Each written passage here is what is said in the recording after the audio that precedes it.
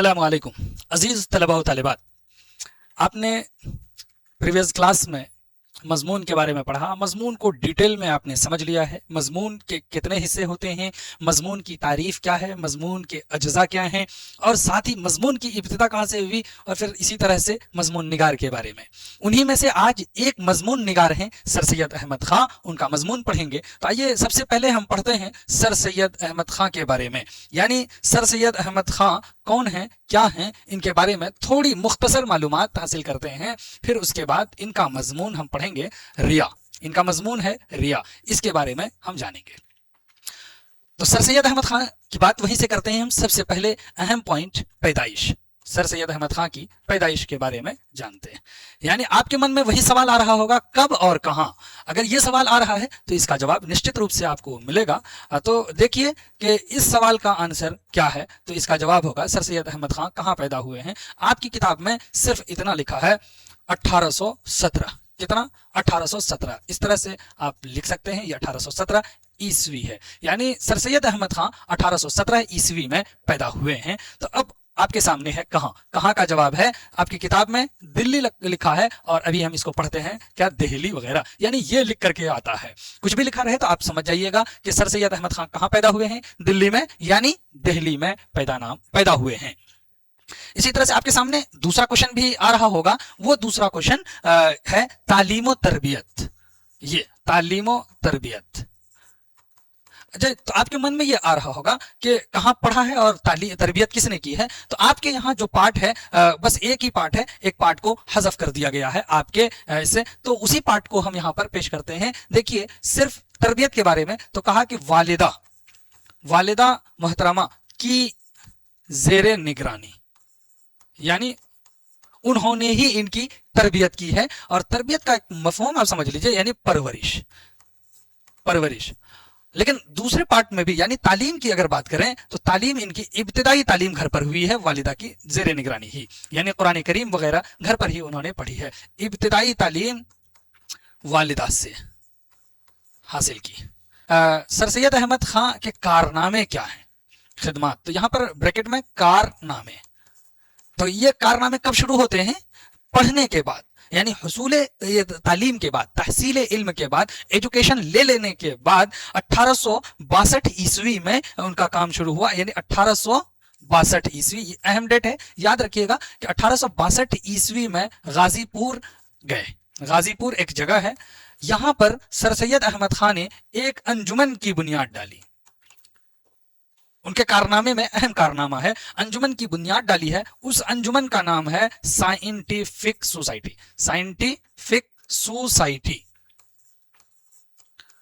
तो ये इंपॉर्टेंट है, आपसे एग्जाम में यही पूछा जाएगा कि सर सैयद अहमद ख़ां के कायम करदा अंजुमन का नाम क्या है, या फिर साइंटिफिक सोसाइटी किसने कायम की, किसने बनाई है, या साइंटिफिक सोसाइटी की बुनियाद किसने रखी, साइंटिफिक सोसाइटी जो अंजुमन है वो कहां पर उसकी बुनियाद रखी, किसने बुनियाद रखी, कब बुनियाद रखी, ये इंपॉर्टेंट। 1869 में, इस सन में सर सैयद अहमद ख़ां ने इंग्लिस्तान चले गए। यहां पर थे नहीं, कहां, इंग्लिस्तान गए। अभी ये इंपॉर्टेंट है, आपसे पूछा जाएगा सर सैयद अहमद ख़ां कहां गए थे, क्योंकि वहां गए थे, उन्होंने एक सफरनामा लिखा था, इससे आपका कोई लेना देना नहीं है। लेकिन आपसे ये जरूर पूछा जाएगा कि सर सैयद अहमद ख़ां इंग्लिस्तान कब गए थे। इंग्लिस्तान ही को इंग्लैंड कहते हैं, तो वहां चले गए थे। वहां से वापस आने के बाद आपको पूछा जाएगा क्या क्या। तो जब यहां गए, यहां से वापस आए सर सैयद अहमद ख़ां, तो उन्होंने एक रिसाला, यानी रिसाला किसको कहते हैं 12 बता चुके हैं। रिसाला कहते हैं पम्फलेट को, यानी मंथली मैगजीन, वीकली मैगजीन, या फिर हाफ मंथ मैगजीन, यानी जिसको हफ्त रोजा आप कह सकते हैं, जिसको आप जो है 15 रोजा कह सकते हैं, जिसको माहनामा कहते हैं। ये क्या है? रिसाले हैं, पम्फलेट हैं, मैगजीन है। उन्होंने जारी किया कहां से आने के बाद, इंग्लिस्तान से आने के बाद, जिसका नाम है तहजीबुल अखलाक। तो ये इंपॉर्टेंट है आपके लिए कि तहजीबुल अखलाक रिसाला किसने जारी किया, कहां से वापस आने के बाद जारी किया। सर सैयद अहमद ख़ां ने तहजीबुल अखलाक नाम से रिसाला जारी किया। इंपॉर्टेंट बात अब हम बताने वाले हैं तहजीबुल अखलाक के बारे में कि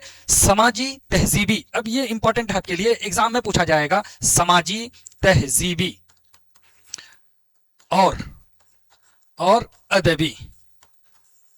और अदबी मज़ामीन, ये लिखा हमने। और अदबी मज़ामीन क्या होते थे? शाये, मतलब पब्लिश करते थे, शाये होते थे। अब आपसे ये पूछा जाएगा सर सैयद अहमद खां के किस रिसाले में समाजी, तहजीबी और अदबी मज़ामीन शाये होते थे? ये इंपॉर्टेंट हो गया।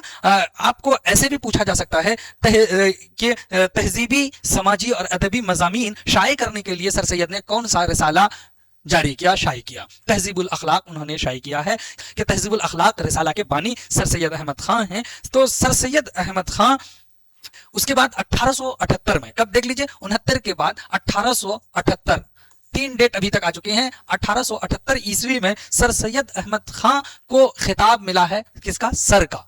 सर का ये सर सैयद अहमद खां को खिताब मिला है। आपसे पूछा जाएगा कि इसके नाम में सर क्या है, तो सर खिताब है, यानी जो बाद में उनके नाम का हिस्सा हो गया, उनके नाम से ये सर चिपक गया और आज तक हम सर सैयद अहमद खां ही बोलते हैं, या फिर हम सिर्फ शॉर्ट में बोलते हैं सर सैयद। तो हमारा मतलब होता है सर सैयद अहमद खां, यानी उनका असल नाम क्या? सैयद अहमद खां असल नाम है। अगर आपसे पूछा जाएगा सर सैयद का असल नाम क्या है, तो सैयद अहमद खां, जो उनके नाम का हिस्सा बन गया और आज तक लोग बोलते हैं इसी नाम से। तो उन्होंने, उनके कारनामों की वजह से उनको ये खिताब मिला है। उन्होंने कई किताबें लिखी हैं, उनमें से 2 किताबें, तो हम इनको यहाँ पर तसानीफ के नाम से लिख देते हैं। किस नाम से? तसानीफ। तो तसानीफ में उनकी क्या है? आसारुस सनादीद। आसारुस सनादीद एक किताब है, और इसी तरह से दूसरी किताब है असबाब बगावत हिंद। ये सर सैयद अहमद खां की किताब है। आपको इन दोनों किताबों में से ही कोई एक किताब का नाम पूछा जाएगा तो आप वहां पर बताएंगे कि सर सैयद अहमद खां की किताब है आसारुस सनादीद असबाब बगावत हिंद। 1878 ईस्वी में ही सर सैयद अहमद खां ने MAO कॉलेज, यानी जिसका मतलब है Mohammedan Anglo oriental college, Mohammedan Anglo oriental college. तो यहां पर हम लिख देते हैं कि MAO college, Mohammedan Anglo oriental college की बुनियाद जो है सर सैयद अहमद खान ने 1878 ईस्वी में अलीगढ़ में एक स्कूल की बुनियाद रखी। अलीगढ़ में एक स्कूल की बुनियाद रखी, वही स्कूल अपग्रेड हुआ तो MAO बना 1878 ईस्वी में। ये जब अपग्रेड हुआ तो यही अलीगढ़ मुस्लिम यूनिवर्सिटी बना। क्या बना? अलीगढ़ मुस्लिम यूनिवर्सिटी। कौन बना है? MAO कॉलेज, यानी जो पहले स्कूल था, मदरसा था, वही बना है ओरिएंटल कॉलेज। नहीं, सर सैयद अहमद खान ने नई इल्मी नस्र की बुनियाद डाली। किसकी? ये इंपॉर्टेंट है कि नई इल्मी नस्र की बुनियाद किसने डाली? सर सैयद ने नई इल्मी नस्र की बुनियाद डाली। और एक पॉइंट ये कि उर्दू में मुख्तसर मजमून निगारी। दूसरी क्या बात है? मुख्तसर मजमून नवेसी, मजमून नवेसी को फरोग दिया। एक तो ये कि इल्मी नस्र की बुनियाद डाली, और दूसरा कि मुख्तसर, ये याद रखिएगा, इसीलिए हमने इसी को लिखा। सर सैयद ने मुख्तसर मजमून नवेसी को फरोग दिया। उनकी वफात कब और कहां हो गई, इसी तरह के सवाल। कब? 1898 ईस्वी को। कहां हुई है? तो अलीगढ़ में। आपसे अब ये नहीं पूछा जाएगा कि कहाँ वफात हुई, लेकिन आपसे ये जरूर पूछा जाएगा कि सर सैयद अहमद खां का मकबरा कहाँ है, या फिर सर सैयद अहमद खां दफन कहाँ है। तो दफन अलीगढ़ में है, उनका मकबरा अलीगढ़ में है। और खास बात यह है कि अलीगढ़ मुस्लिम यूनिवर्सिटी यानी कैंपस के अंदर इनका मकबरा है। आपसे पूछा जाएगा कि अलीगढ़ मुस्लिम यूनिवर्सिटी के कैंपस में किसका मकबरा है, किसको मदफून किया गया है। ये आपके लिए इतना बहुत इंपॉर्टेंट था। अब हम सर सैयद अहमद खां का लिखा हुआ वो मजमून पढ़ने वाले हैं जिस मजमून की बहुत अहमियत है। जैसा कि हमने बताया था कि मजमून अपने उन्वान की वजह से याद किया जाता है, तो सर सैयद अहमद खां का ये मजमून भी अपने उन्वान की वजह से याद किया जा रहा है। बहुत अनोखा सा नाम रखा है, रिया। रिया के माना क्या है? अगर आप रिया के माना की बात करें तो हम कह सकते हैं सादे और सीधे अल्फाज में दिखावा। और लोग इसको क्या समझते हैं? एक ऐब समझते हैं, एक बुराई समझते हैं, और ये माशरे में के लिए अच्छा नहीं है। माशरे की बहबूद के लिए, फलाह के लिए ये बहुत ख़तरनाक है, लेकिन उससे पहले खुद के लिए भी ये खतरनाक है, खुद के लिए भी ठीक नहीं है। यानी रिया अच्छी चीज़ नहीं है। रियाकारी के सही मफहूम की वजाहत और सराहत बहुत उम्दा तरीके से इस मजमून में सर सैयद अहमद खान ने कर दी है। तो सर सैयद अहमद खान आखिर इस मजमून में लिखते क्या हैं, बताते क्या हैं, उसको आप बहुत शॉर्ट में बहुत अच्छे से समझ सकते हैं कि रिया जो मजमून है सर सैयद अहमद खान का, वो शुरू ही इन अल्फाज से करते हैं। वो कहते हैं कि दुनिया में ऐसे लोग ऐसे लोग भी बहुत हैं जिसका जाहिर कुछ और बातिन कुछ है। यानी इसका मतलब ये है कि आप ये देखिए कि सबसे पहले तो आप ये जानिए कि दुनिया में हैं हम, और इस दुनिया में किसकी बात कर रहे हैं? लोगों की बात कर रहे हैं कि ऐसे लोग हैं जिसका क्या है? जाहिर कुछ है और बातिन कुछ है। जाहिर कुछ और बातिन कुछ है। अच्छा, ये दोनों लफ्ज हम क्यों लिख रहे हैं? ये इसलिए भी लिख रहे हैं, एग्जाम में पूछा जाता है बातिन कुछ है। तो ये देखिए, जाहिर का अपोजिट है बातिन, यानी मतलब हम दिखाते कुछ हैं और हमारा अंदर कुछ होता है, ऐसा है मामला। अंदर में कुछ है और हम बाहर कुछ कर रहे हैं, दिखा रहे हैं, ऐसे लोग हैं।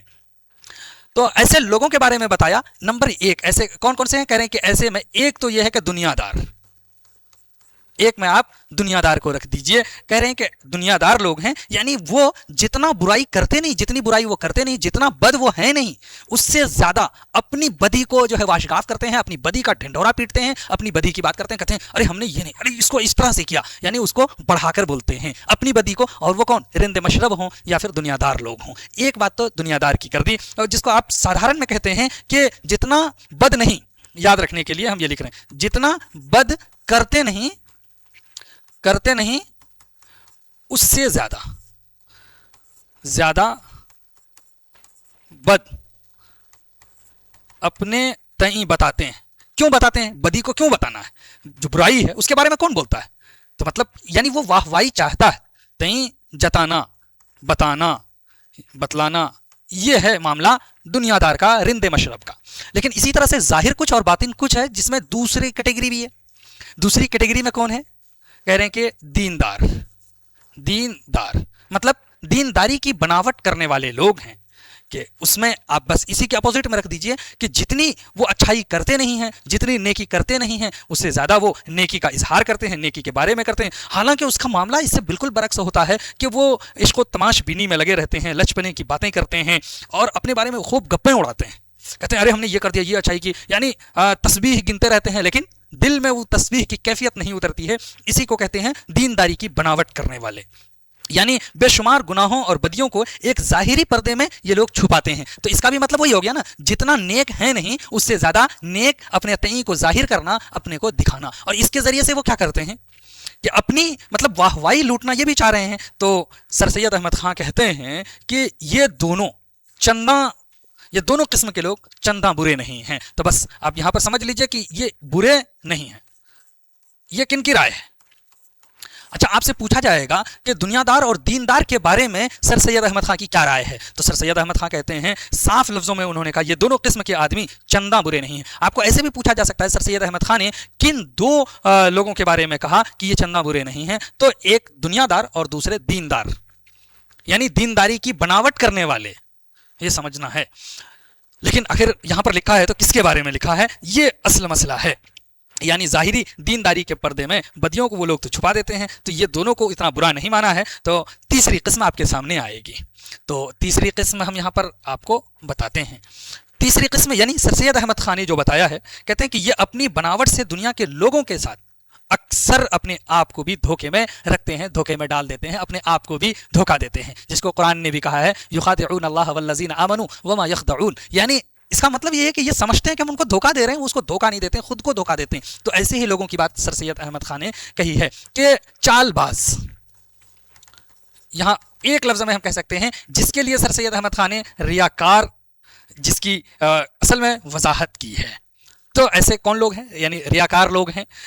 उसका मतलब क्या है कि वो इसके जरिए से ये सोचता है कि हम उसको ठग लिए हैं, उसको धोखा दे दिए हैं, लेकिन वो उसको धोखा नहीं दे रहे हैं, वो धोखा तो खुद को ही दे रहा है ना। यानी जितना नेक हैं उससे ज्यादा अपने आप को नेक शो करना, यही है। यानी ऐसे लोग, ये समझ लीजिए यहां पर जितना नेक हैं, ये हकीकत करें, जितना नेक है एक्सेप्ट कर रहा है कि ये नेक शख्स है, लेकिन उससे ज्यादा नेकी या अपने को नेक बताना, नेक बतलाना, जतलाना, ये है मामला। तो ये कहा ये बहुत खतरनाक है। कह रहे हैं कि फिर ऐसे लोग अपनी बदियों का ख्याल ही नहीं करते हैं। उसको यानी वो लोग ऐसे होते हैं कि उसको वो नेकी समझते हैं जो कर रहे होते हैं, हालांकि वो नेकी नहीं होती है। यानी इसका मतलब साफ हो गया ना कि ये अजीब किस्म के लोग हैं। अगर अजीब किस्म के लोग हैं तो ऐसे लोगों से तो बचना ही चाहिए। वो अपनी बनावट से दुनिया के लोगों को ही फरेब नहीं देते, बल्कि अक्सर खुद आप ही अपने को धोखे में डालते हैं, धोखे में पड़ते हैं। यानी ये बनावट जो वो करते हैं खुद उनके दिल के हाल को छुपाती है, दूसरों पर इसका कोई इफेक्ट असर नहीं पड़ने वाला है। बहरहाल इसी बात के बारे में कह रहे हैं कि मुक़द्दस दाऊद में निहायत दिलचस्प लफ्ज़ों में इस बुराई से पनाह मांगी है। बहुत इंपॉर्टेंट है तो हम यहां पर लिख देते हैं, मुक़द्दस दाऊद, दाऊद में पनाह मांगी गई है। किस चीज़ से पनाह मांगी गई है, क्या है दुआ मुक़द्दस दाऊद की? तो ये हम उस दुआ को लिखते हैं, कौन अपनी गलतियों को समझ सकता है। यहां पर कौन अपनी गलतियों को समझ सकता है, कौन अपनी गलतियों को समझ सकता है। तू ही मुझको मेरे, क्या है, तू ही मुझको मेरे, है ना इंपॉर्टेंट, पोशीदा ऐबों से पाक कर, पोशीदा ऐबों से पाक कर।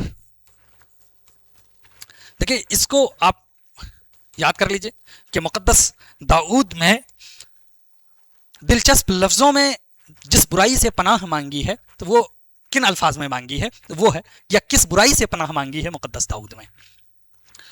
अब ये बात तो आप समझ गए कि पोशीदा बुराइयों से, लेकिन यहां पर आपके सामने एक बात आनी चाहिए कि अगर कोई अलानिया बुराई करता है तो उसको तो आप रोक देंगे। तो इस बारे में ये कह रहा है, सर सैयद कह रहे हैं, अलानिया बदी करने वाले को नसीहत की ज़रूरत है।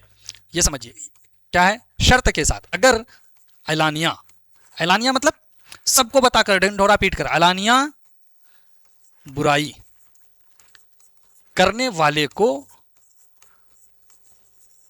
नसीहत की ज़रूरत है, आवश्यकता है। अगर कोई अलानिया बुराई कर रहा है, उसको इस चीज़ की अगर शदीद ज़रूरत है, तो अब आपको यह कह रहा है कि मैटर यहां पर आपको समझना है, आपको तो गौर करना है इसमें कि वो लोग, आप सोचिए कि वो लोग जो मौत की राह चलते हैं, है ना, शर्त है, तो अब इसका एक तरह से जजा, तो वो लोग जो मौत की राह चलते हैं, मतलब ये समझिए कि एक शख्स बाइक लेके चला निकला है और वो मौत के ही रास्ते में जा रहा है, तो उसको कितनी ज़रूरत होगी। यानी ऐसे लोग जो यानी उसी को असल में वो क्या समझ रहे हैं, मौत चल तो रहे हैं मौत के रास्ते में, लेकिन उसको वो समझ रहे हैं कि ज़िंदगी की राह पर चल रहे हैं, तो नहीं चल रहा, उसको रोकना पड़ेगा जल्दी से। तो इसी तरह से कहा कि कुछ लोग नेकी करते हैं और उसको वो सोचते हैं कि हम ये यानी बुराई करते हैं, लेकिन उसको वो नेकी तस्वुर करते हैं, तो सोचिए कि उसको कितनी इसकी ज़रूरत है। राह चलते हैं और ज़िंदगी तस्वुर करते हैं, यानी ज़िंदगी की राह ख्याल करते हैं, ख्याल करते हैं। अब क्वेश्चन है, तो सोचिए कि इसको, इस नसीहत की कितने, यानी ये, तो यहां पर हम ये लिखते हैं, तो सोचो, तो सोचो इसे नसीहत की कितनी ज़रूरत है, कितनी ज़रूरत है, या फिर नसीहत के ये कितने मोहताज हैं, कितने मोहताज हैं। सवाल समझ में आ गया ना, कितने मोहताज हैं। आपको ये बस समझाया गया कि यानी इसका मतलब है कि उसकी ज़रूरत बहुत है, कि वो लोग जो रियाकारी कर रहे हैं, जो अपने आप में वो समझ रहे हैं कि हम ये नेकी कर रहे हैं, दरअसल वो नेकी होती नहीं है, तो ऐसे लोगों को आप नसीहत करेंगे, उनको समझाएंगे, दरअसल वो इसके मुस्तहिक हैं, इसकी ज़रूरत है उसको। तो कह रहे हैं अगर वो आप समझ रहे हैं कि वो बहुत ज़्यादा अगर मोहताज हैं, तो कह रहे हैं कि इसके लिए हम आपको चंद कायदे बताते हैं, चंद उसूल बताते हैं। और चंद उसूल ऐसे नहीं कि सबसे पहले तो आप ये समझिए यहाँ पर कि चंद कायदे बता रहे हैं जिसको ज़रूरत है, यानी रियाकारों को चंद कारी से बचने के चंद कायदे, चंद कायदे। तो अच्छा, इन चंद कायदे में भी कह रहे हैं कि आम कायदे क्या है, आम कायदे एक आपको बता रहे हैं कि आम कायदा क्या है उन चंद में से, यानी इसको आप समझ लीजिए आम कायदा में से पहला जो है हम आपके सामने कायदा लिखते हैं।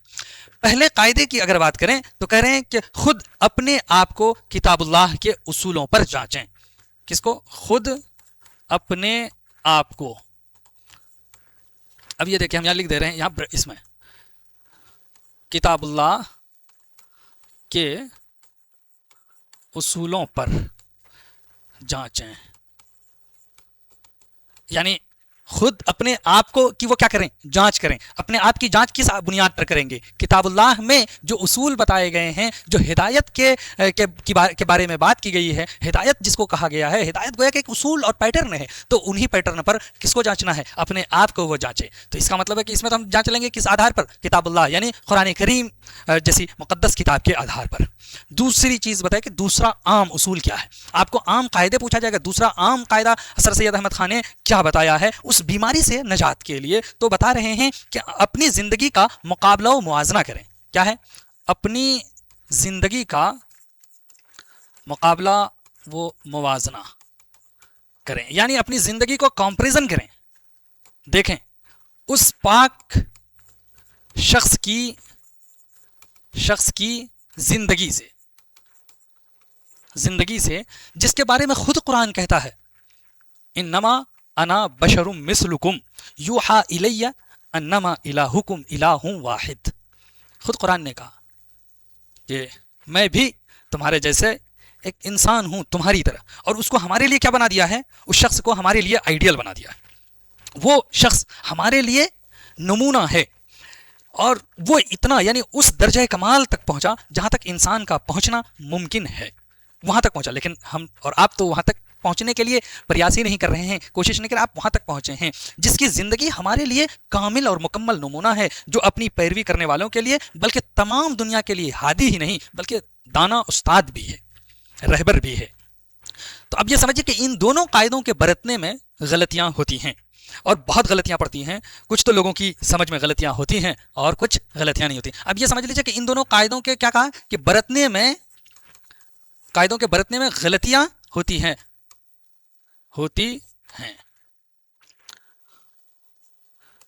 غلطی ہوتی ہیں ان دونوں قاعدوں کے برتنے میں، مطلب اس کو یوز کرنے میں. اچھا وہ جو ہے جو غلطی کرتے ہیں برتنے میں، تو کیا ہوتا ہے کہ کچھ کی سمجھ میں کیا ہوتی ہے، کچھ کے سمجھ میں غلطی ہوتی ہی نہیں ہے. یہی ہے،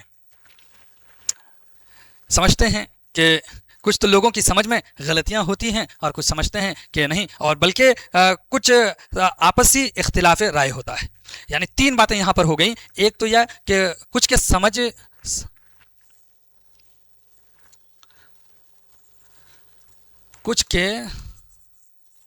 سمجھنے میں ہوتی ہیں، یعنی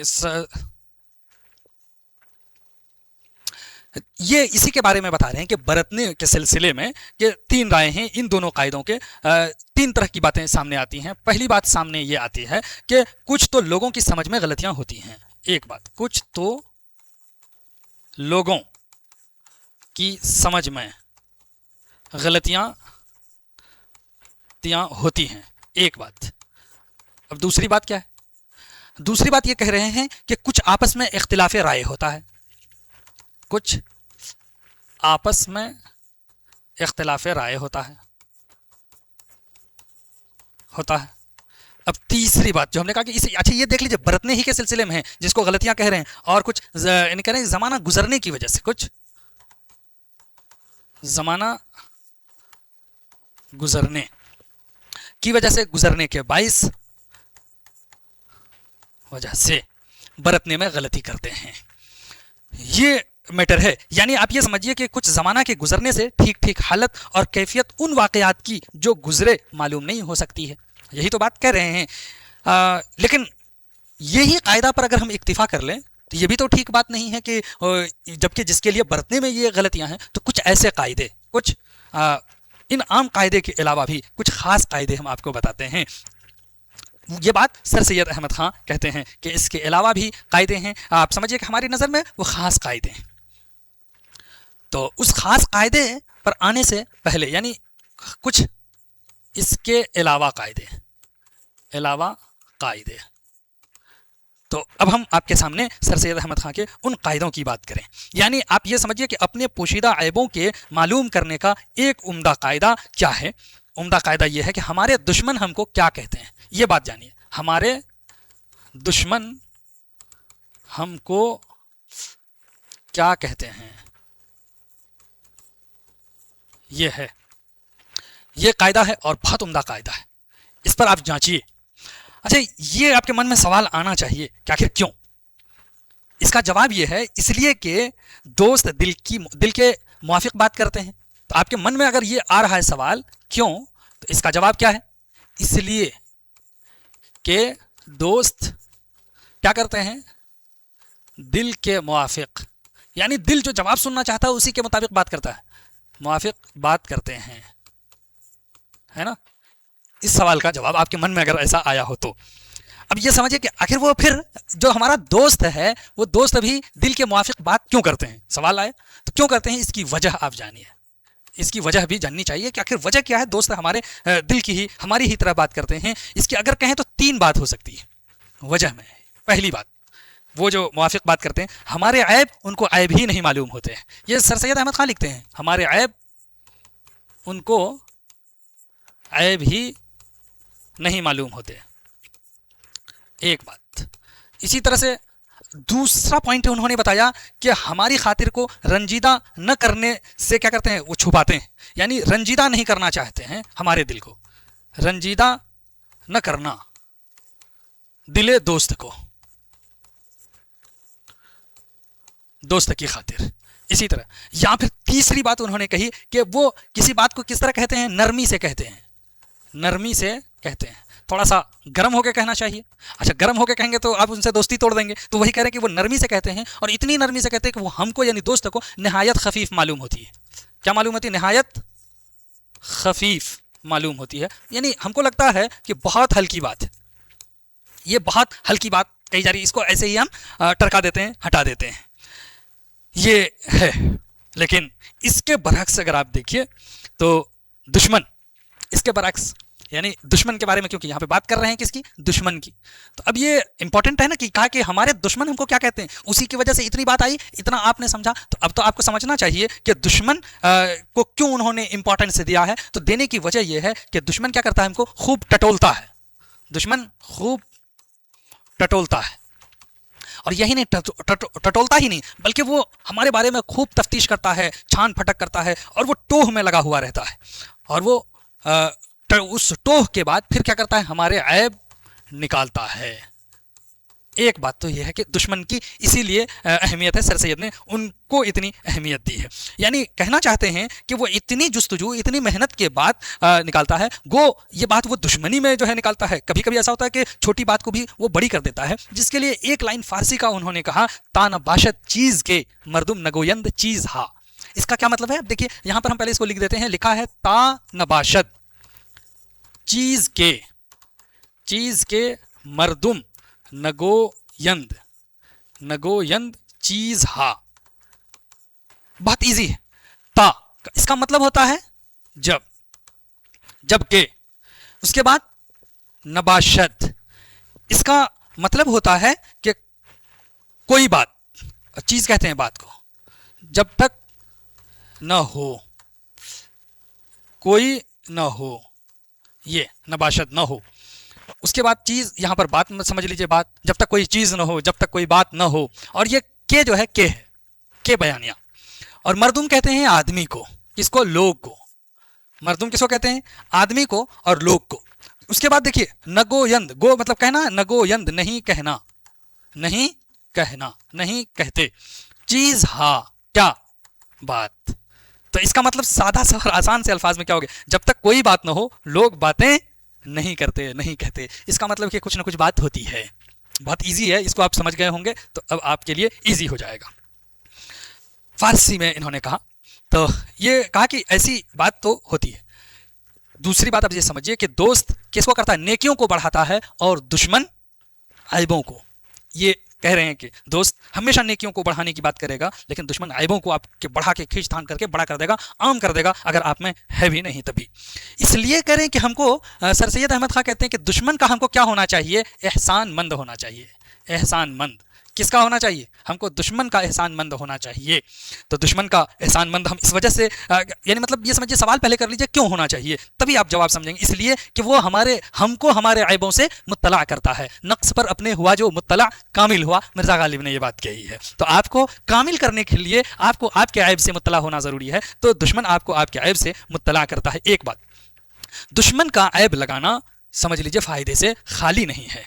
اگر ہے तो आप मुत्तला हो जाते हैं, बाखबर हो जाते हैं, आप उससे अब निजात पाने की कोशिश करेंगे। अगर नहीं है तो फिर आप क्या कीजिए, खुदा का शुक्र अदा कीजिए, आपको कम से कम कोई बताने वाला तो मिला कि अब आपको तसल्ली मिली कि वो ऐब हम में नहीं है। इसीलिए फारसी का एक सेंटेंस यहाँ पर भी उन्होंने लिखा है, सर सैयद अहमद खान ने, दुश्मन अज दोस्त नासिह तरस्त, ई जुज न कोई न गोयत, वो ई जुज बदी बखोयत।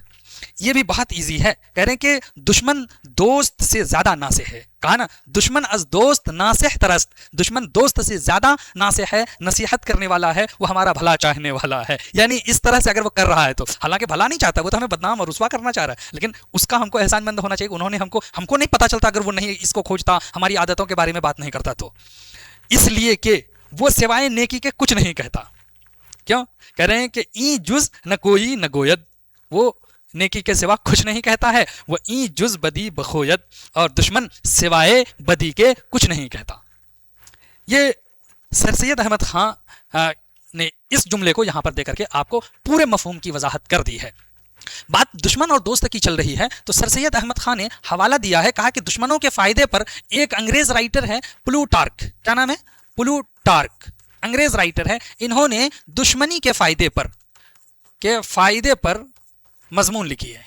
किस पर, दुश्मनी के फायदे पर मजमून तहरीर की है। अब आपसे एग्जाम में पूछा जाएगा दुश्मनी के फायदे पर किस राइटर ने मजमून तहरीर की है, प्लूटार्क ने, तो इनका नाम जो है आपसे पूछा जाएगा ऐसे भी कि प्लूटार्क ने किसके फायदे पर मजमून तहरीर की है। तो उन्होंने क्या लिखा है वो हम आपको बताते हैं, बस छोटा सा एक लाइन आप याद रखिएगा, छोटी सी एक लाइन कि दुश्मन जो हमको बदनाम करते हैं, किताब में आप देख लीजिएगा, नोट कीजिएगा इसको, कि दुश्मन जो हमको बदनाम करते हैं इससे हमको हमारी बुराइयां मालूम होती हैं, जो हमको बदनाम कर रहे हैं। तो ये इंपॉर्टेंट लाइन हो गया ना। तो अब आपसे पूछा जाएगा ये लाइन किसने कही है कि दुश्मन जो हमको बदनाम करते हैं, तो यहां पर हम लिख देते हैं, लिखा है दुश्मन जो हमको बदनाम करते हैं, पूरी बात कि बदनाम करते हैं उससे हमको क्या होती है, हमको हमारी बुराइयां मालूम हो जाती है। बहुत इंपॉर्टेंट बात थी। अब करें कि इसी पर अला हाज़ल क़यास, इसी पर कयास कर लीजिए, क्योंकि वो दुश्मन अगर नहीं होता तो हमको मालूम भी नहीं होता, बगैर ऐसे दुश्मन की मदद के हमको कभी मालूम नहीं होते हमारे अंदर क्या क्या खामियां। तो इसी पर कयास करते हुए आगे बढ़िए, तो कह रहे हैं कि आपको कायदा समझ में आ जाएगा, कयास कीजिए, फिर आपको हम खुद अपने आप को समझना चाहें कि हम क्या हैं, अगर समझना चाहें कि हम क्या हैं, तो इसी बात पर गौर करना चाहिए कि जो लोग हमारी तारीफ करते हैं उसमें से हम किस कदर के मुस्तहिक हैं। यानी तारीफ कर रहा तो क्या हकीकत में उस तारीफ के हम लायक हैं, यानी कितने के लायक हैं। और उसी पर फिर ये भी गौर करना चाहिए जिन कामों की वजह से वो हमारी तारीफ करते हैं वो तारीफ हैं भी या नहीं। और फिर ये भी हमको समझना चाहिए कि दरअसल कि जिन नेकियों की वजह से, जिन नेकियों की वो तारीफ करते हैं, तारीफ करने वाले हमारी तारीफ करते हैं, दरअसल हम में वो कहाँ तक हैं। तीन बात हो गई, तीन क्वेश्चन। यानी ये कहा कि हमको ये सोचना चाहिए कि हम क्या हैं, सवाल के तीन सवाल पर गौर करें। इसके बाद तीन सवाल पर गौर करें। पहली बात यानी पहला सवाल, हम हैं क्या, हम क्या हैं। इसी तरह से जब आपको हम क्या हैं मिल जाए तो दूसरा सवाल आपके जहन में आएगा, यानी गौर करते हुए कि हमारी तारीफ करें तो हम किस कदर के मुस्तहिक हैं, तो दूसरा सवाल आएगा आपके सामने कि वो हमें कहाँ तक पाई जाती हैं, हमें कहाँ तक पाई जाती हैं। इसी तरह से तीसरा सवाल,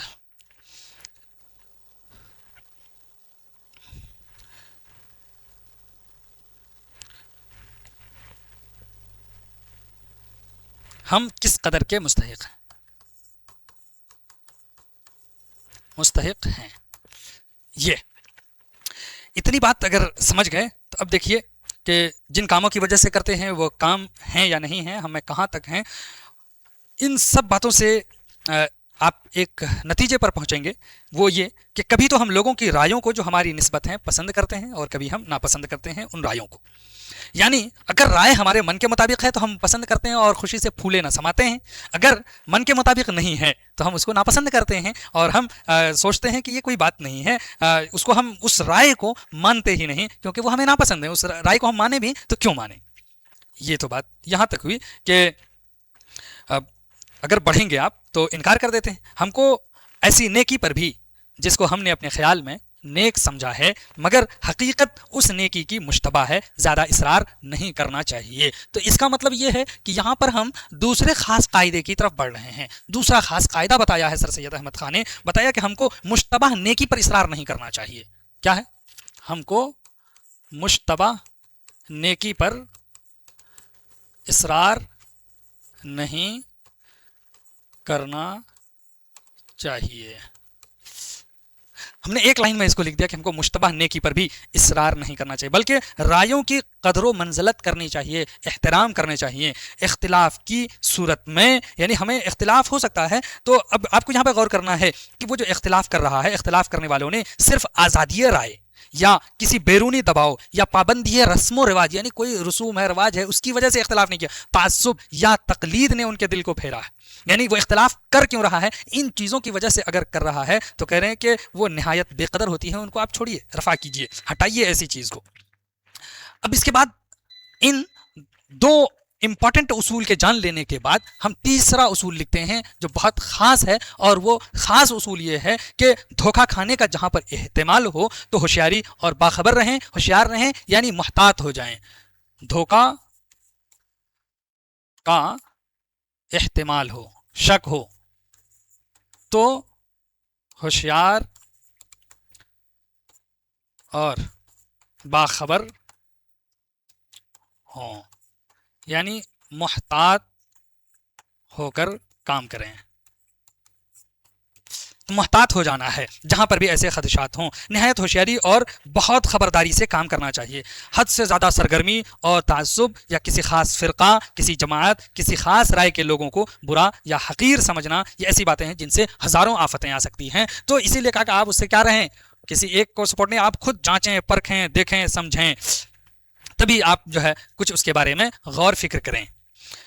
اب یہ ہے کہ فی نفس ہی نہایت ہی بری ہیں، گو کہ وہ ہم میں سے کمزور دل آدمیوں کو اچھی معلوم ہوتی ہیں. یہ تو ہے.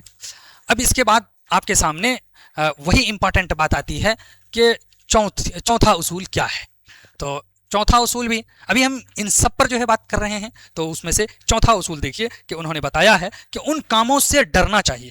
کہہ رہے ہیں کہ آپ ان کاموں سے ڈریے، تو یہاں پر لکھتے ہیں ان کاموں سے ڈرنا چاہیے، خوف کھانا چاہیے. کن کاموں سے ہمیں ڈرنا چاہیے، خوف کھانا چاہیے؟ جو انسان کے کمزور دل کی قدرتی بناوٹ سے، شوق سے، خاص تعلیم کے اثر سے، یعنی جس میں دنیاوی فائدہ ہو. ڈرنا چاہیے یہاں پر سیدھی سی بات ہے، جس میں دنیاوی فائدہ ہو. تو وہی بیچ میں اسی لیے ہم نے ان چیزوں کو بتا دیا کہ ان چیزوں کی وجہ سے ہی ہم کیا کرتے ہیں، تھوڑا سا دنیا پانے کی وجہ سے ہم ریاکاری میں مبتلا ہو جاتے ہیں. کہ یہاں پر بھی اسی چیز کو بتایا کہ ہمیں بچنا چاہیے کہ چاہے وہ آپ کے شوق کی وجہ سے آپ اس میں پڑ گئے ہیں، یا کمزور دل کی وجہ سے مبتلا ہو گئے ہیں، یا پھر آپ نے ایسی تعلیم ایجوکیشن لی ہے جس کی وجہ سے آپ جو ہے یعنی جس میں حصول دنیا کا مقصد ہو، تو آپ ان سے دور ہٹ جائیے، آپ ویسے کام میں نہ پڑیں، تو پھر آپ ریاکاری سے بچ سکتے ہیں. یعنی ان باتوں کو سمجھنے کے بعد آپ پر واضح ہو گیا ہوگا، یعنی ان اصولوں پر اپنے خیالوں کو جانچنا اور اپنے دل کو ٹٹولنا اور دل کے تاریک جذبوں کو ڈھونڈنا، اس سے بڑھ کر کوئی چیز مفید نہیں ہے. امپورٹنٹ اصولوں پر اپنے خیالوں کو جانچنا، دل کو ٹٹولنا، تاریک جذبوں کو ڈھونڈنا، اس سے بڑھ کر کوئی چیز بھی مفید نہیں ہو سکتی ہے ان اصولوں کے مطابق جو اصول آپ کو بتائے گئے. یعنی اگر آپ دیکھیں تو تقریباً 6 اصول آپ کے سامنے آ گئے ہیں. اب اس کے بعد ان چیزوں کو جب سمجھ گئے ہیں تو ایک امپورٹنٹ بات ہے، داؤد علیہ الصلوۃ والسلام نے بھی اپنی مناجات میں اس ریاکاری کے خوف کو، جس سے انسان خود اپنے آپ کو دھوکہ دیتا ہے، نہایت دلچسپ لفظوں میں ادا کیا ہے، جہاں اس نے یہ کہا ہے، اے خدا مجھ کو جانچ، میرے دل کی تہ کو ڈھونڈ، میرے خیالوں کو دیکھ، مجھ کو بخوبی پرکھ کہ مجھ میں کس برائی نے راہ کی ہے، اور مجھ کو ایسی راہ پر لے چل جو ہمیشہ قائم رہے. तो आप देखिए कि इतनी बातों को सुन लेने और समझ लेने के बाद आपको समझ में आ गया होगा कि रियाकारी से हम कैसे बचते हैं और दरअसल रियाकारी है क्या। तो आइए यहाँ से आप इंपॉर्टेंट चीज़ों की तरफ एक बार मूव करके उसको समझ लीजिए। जैसा कि हमने आपको सर सैयद अहमद खां के बारे में बताया कि वो कब पैदा हुए, कहाँ पैदा हुए, किसने तालीम और तरबियत की है, उसके बाद उन्होंने क्या क्या काम किए हैं और उनकी वफात कहाँ और कब हुई है, उनको कहाँ दफन किया गया है। उसके बाद बढ़िए उनके उस मजमून की तरफ जिसका उन्वान है रिया, जिसके माना है दिखावा। दिखावा एक ऐब है, एक बुराई है, इससे जो है बचाना चाहा है। यानी दुनिया में ऐसे लोग हैं जिसका जाहिर कुछ है और बातिन कुछ है, तो उनमें से एक नंबर पर है दुनियादार और दूसरे नंबर पर है दीनदारी की बनावट करने वाले दीनदार।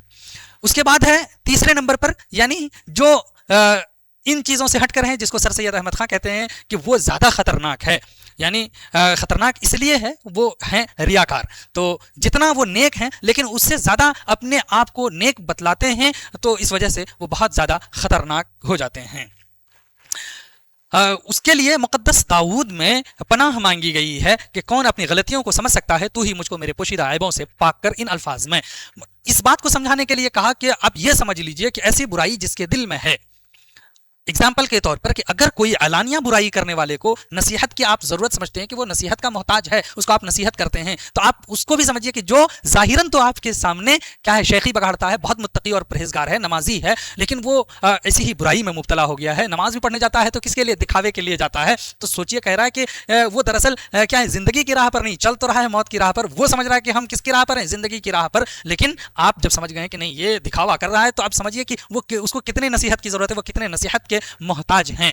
तो उनकी नसीहत यानी उनको आपको नसीहत करना है तो उनके लिए चंद कायदे बताए हैं। पहला कायदा बताया है कि खुद अपने आप को किताबुल्लाह के उसूलों पर वो खुद ही से जांचे। दूसरा बताया कि अपनी जिंदगी का मुकाबला व मुआजना उस पाक शख्स की जिंदगी से करे, यानी आप सल्लल्लाहु अलैहि वसल्लम की जिंदगी से मुआजना व मुकाबला करे। लेकिन करे कि इन आम कायदे को बरतने में ज्यादातर गलतियां करते हैं। कुछ तो लोगों की समझ में गलतियां होती हैं, वो जानते हैं कि गलती, कुछ तो आपस में इख्तिलाफ राय हो जाता है, यानी इनके समझने में इस आम कायदे के। इसी तरह से 3 में कुछ ज़माना गुजरने की वजह से उन हालात और कैफियत को समझने में गलतियां होती हैं।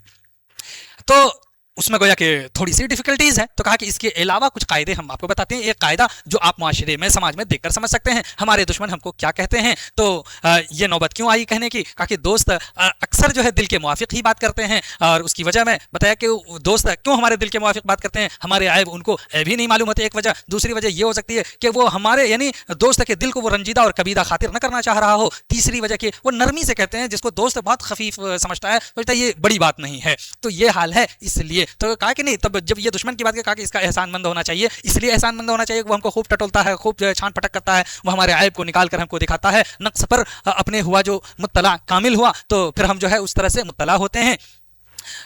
वो हकीकत में ये कि वो हो सकता है छोटी बात हो लेकिन बड़ी कर देता है, तो उसके लिए कहा ताना बाशत चीज़ के मर्दुम नगोयंद चीज़। हाँ, तो इस तरह से भी होना चाहिए हमको एहसानमंद। लेकिन कहा कि दुश्मनी के फ़ायदे पर प्लूटार्क नामी शख्स ने एक मजमून लिखा है, उन्होंने कहा है कि दुश्मन जो हमको बदनाम करते हैं, दुश्मन जो हमको बदनाम करते हैं, दरअसल वो हमारी खैरखाही कर रहे हैं, हमारी भलाई कर रहे हैं। तो इसीलिए दूसरा कायदा बताया कि हमको मुश्तबा नेकी पर इसरार नहीं करना चाहिए, यानी वो नेकी जिस पर डाउट हो, शक हो कि आया ये नेकी है भी कि नहीं है, तो उस पर हमको इसरार नहीं करना चाहिए, मतलब जिद नहीं पकड़नी चाहिए। इसी तरह से तीसरी बात, जहाँ धोखा खाने का एहतिमाल हो तो होशियार और बाखबर हो जाएं, वहाँ मोहतात होकर काम करें, मोहताती से काम लें। इसी तरह से चौथा उसूल बताया कि उन कामों से डरना चाहिए जिससे दुनियावी फ़ायदा हासिल हो, यानी दुनियावी फ़ायदा अगर मकसूद है तो उन कामों से डरना चाहिए, खा वो किसी असर से ही क्यों ना हो गया हो। तो इन उसूलों से, अगर इन उसूलों पर आप अमल करेंगे तो रियाकारी जैसे ऐब से आप बच सकेंगे। सर सैयद अहमद खान ने इसी रियाकारी से आपको बचाना चाहा है, इसलिए ये उसूल बताए हैं। बहुत जानदार शानदार मजमून है, इस वजह से इस मजमून को याद किया जाता है, आपके सिलेबस में शामिल किया गया है। फिर मिलते हैं, तब तक के लिए खुदा हाफिज़, अस्सलामु अलैकुम।